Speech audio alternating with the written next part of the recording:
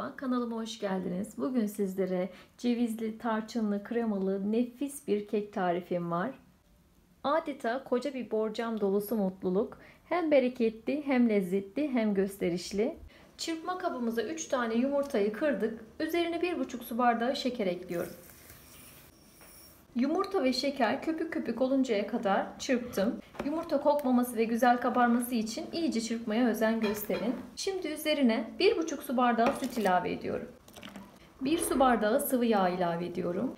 Ve bir süre daha çırpıyorum. Üzerine rendelemiş olduğum 1 su bardağı dolu dolu havucumu ekliyorum. 1 su bardağına yakın diri dövülmüş ceviz ilave ediyorum. 1 tatlı kaşığı tarçın ilave ediyorum. Tüm malzemeyi şöyle bir karıştırıyorum.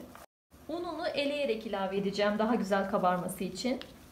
1 paket kabartma tozu ilave ediyorum. 1 paket vanilya. Bunları da eliyorum. Homojen bir karışım elde edinceye dek karıştırıyorum. Toplamda 2,5 su bardağı un kullandım. Bu şekilde bir kıvam elde edeceksiniz. Çok fazla un atarsanız kekiniz katı olur. Bu kıvam yeterli. Bu şekilde bir dikdörtgen borcamıma yağlı kağıdımı seriyorum. Yarım tatlı kaşığı kadar yağla yağlıyorum. Kek harcımı tepsiye boşaltıyorum. 180 derecelik önceden ısıtılmış fırına pişmeye bırakıyoruz. Kreması için 1 litre sütü tencereye aldık. Üzerine 1 su bardağı şekerimizi ilave ediyoruz. 3 yemek kaşığı nişasta ilave ediyorum.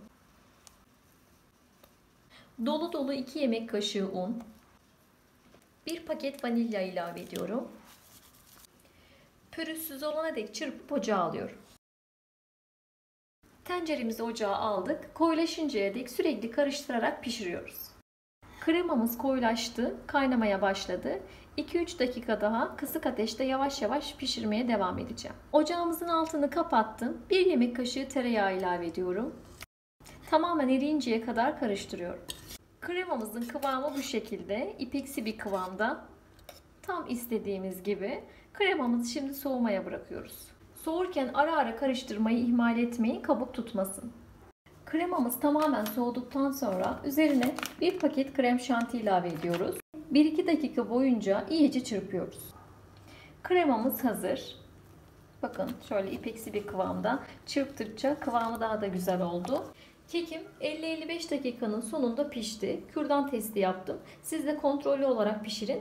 Fırından fırına çünkü pişme süresi değişiklik gösterebilir. Ve tamamen kekimi soğuttum. Kekimi ortadan ikiye bölmek için yağlı kağıttan tutuyorum ve çıkarıyorum. Şöyle bir aparat yardımıyla tam ortadan ikiye bölüyorum.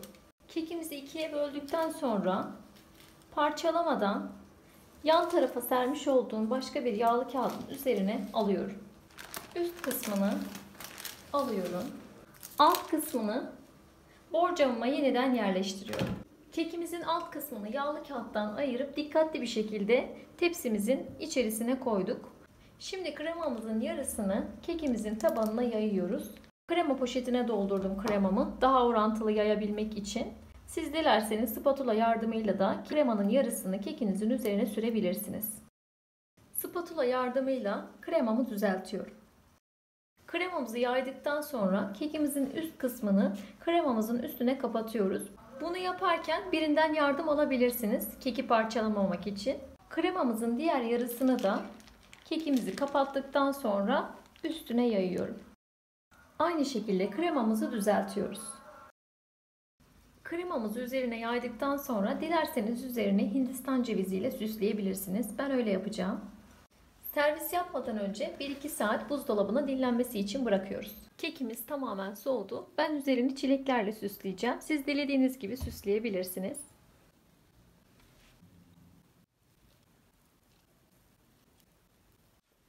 Bu tarif benim yıllardır yaptığım ve yiyen herkesin bayıldığı nefis bir cevizli tarçınlı kremalı kek tarifi. Bu tarifi denemeyi kesinlikle ihmal etmeyin. Benden söylemesi. Eminim siz de çok ama çok beğeneceksiniz. Size kekimin dokusunu da göstermek istiyorum.